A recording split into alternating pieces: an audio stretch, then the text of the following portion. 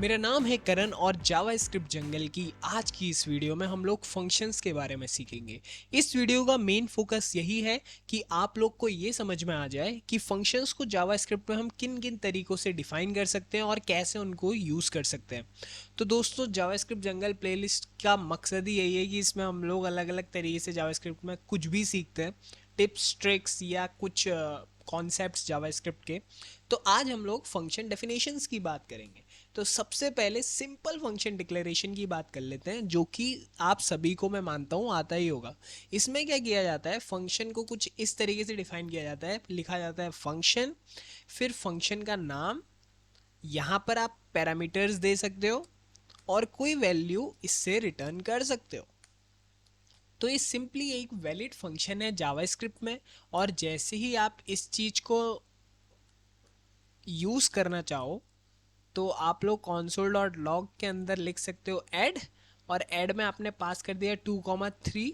तो आप लोग क्या देखोगे, यहाँ पर आंसर आ गया 5। यानी कि इस तरीके से आप फंक्शन को आसानी से डिक्लेयर कर सकते हो। ये एक बहुत ही बेसिक सिंटैक्स है जावास्क्रिप्ट में एक फंक्शन को डिक्लेयर करने का, जिसमें आपने ए और बी को एज अ पैरामीटर पास किया है और यहाँ पर एक वैल्यू रिटर्न की है जो कि ए और बी को सम कर देती है। दूसरी जो चीज़ें होती हैं वो होती हैं फंक्शन एक्सप्रेशंस। अब इसमें आप फंक्शंस को किस तरीके से डिफाइन करते हो, चलिए समझ लेते हैं।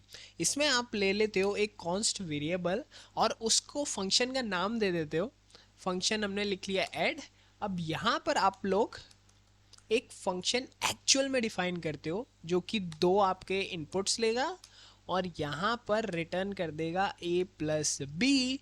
और यहाँ पर ये पूरी एक जो चीज़ है वो एक एक्सप्रेशन है, और हमें पता है कि एक्सप्रेशन को एंड आप सेमीकोलन से करते हो। तो इस तरीके से ये फंक्शन बना। और जैसे ही मैं इसको रिफ्रेश करता हूँ तो आप देखोगे आउटपुट इसका भी सेम ही है।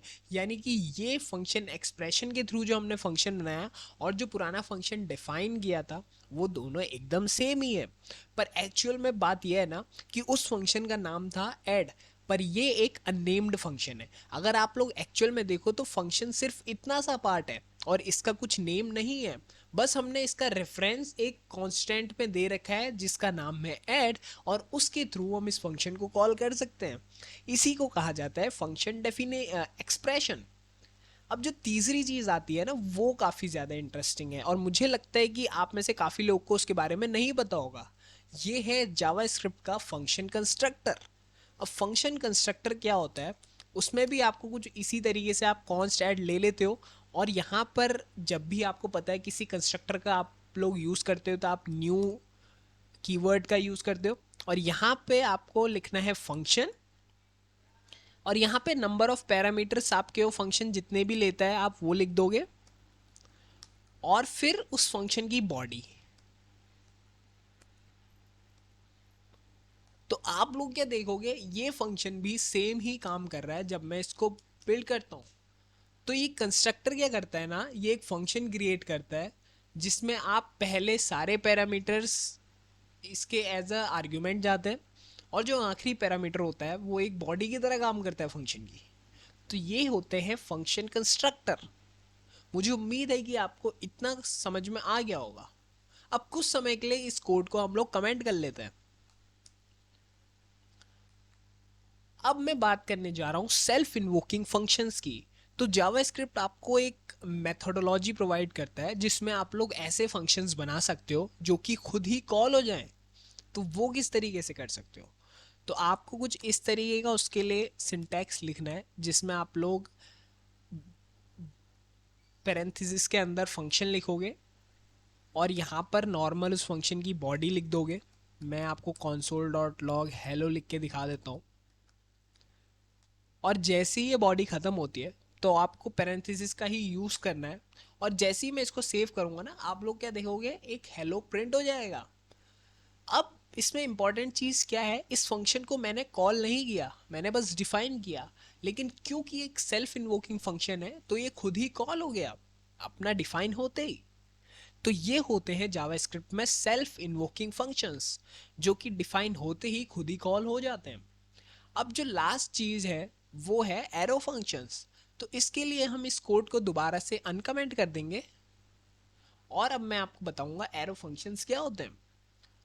तो एरो फंक्शंस में आप लोग similar kind of const add ले लेते हैं हम लोग, और मैं यहाँ पर ले लूंगा a कॉमा बी और एरो करके लिख दूंगा रिटर्न a प्लस बी।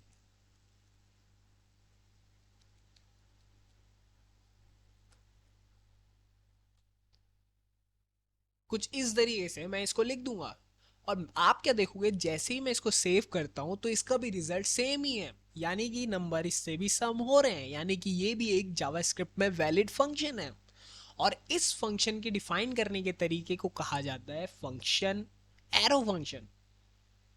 तो ये कुछ ऐसे तरीके थे जिनसे जावास्क्रिप्ट में आप लोग अलग अलग तरीकों से चीज़ें यूज़ कर सकते हो, फंक्शंस डिफाइन कर सकते हो। अब जो एक बहुत ही इंपॉर्टेंट चीज़ है ना, जो कि मैं आपको पहले भी वीडियो में बता चुका हूँ, वो है होस्टिंग। होस्टिंग क्या कहता है कि आप लोग फंक्शंस को कभी भी डिफाइन करो, यानी कि मैं कुछ इस तरीके से एक फंक्शन को डिफाइन कर लेता हूँ और यहाँ पर मैं लिख देता हूँ रिटर्न a प्लस बी, और मैं देखूंगा इस प्रोग्राम में कहीं पर भी एरर नहीं आई।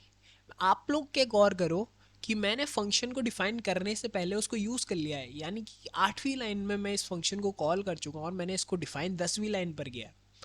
तो फंक्शन होस्टिंग की वजह से होता क्या है कि इसकी डेफिनेशन सबसे टॉप में चली जाती है, और जैसे ही ये टॉप में गई तो वहाँ पर अब फंक्शन कहीं से भी आप नीचे कॉल कर सकते हो। तो ये होती है फंक्शन होस्टिंग, और ये थे डिफरेंट तरीके जो कि मैं आपको बताना चाहता था। अगली वीडियो काफ़ी इंटरेस्टिंग है, लेकिन उसके लिए आपको इस वीडियो में फंक्शन डेफिनेशंस को जानना ज़रूरी था, इसलिए मैंने आपको अभी बता दिया कि फंक्शन डेफिनेशंस किस किस तरीके से हो सकती है। मुझे उम्मीद है कि इस वीडियो से आपको कुछ ना कुछ सीखने के लिए मिला होगा। अगर आपको कुछ भी सीखने के लिए मिला है तो इस वीडियो को लाइक कीजिए, शेयर कीजिए अपने दोस्तों के साथ, अपने वर्क प्लेस के अपने कलीग्स के साथ, और इस चैनल को सब्सक्राइब कीजिए। ऐसी ही वीडियोस देखना चाहते हो, जावास्क्रिप्ट की एक प्लेलिस्ट हमने बना रखी है जो कि बिगनर्स के लिए काफ़ी ज़्यादा फ्रेंडली है, और Vue.js की हमने सीरीज़ पर काम किया हुआ है। साथ ही में जावास्क्रिप्ट जंगल की इस सीरीज़ में हम लोग बहुत ही अलग अलग कॉन्सेप्ट सीखने वाले हैं अमेजिंग से। तो आप लोग चैनल को सब्सक्राइब कर लो। Thank you so much.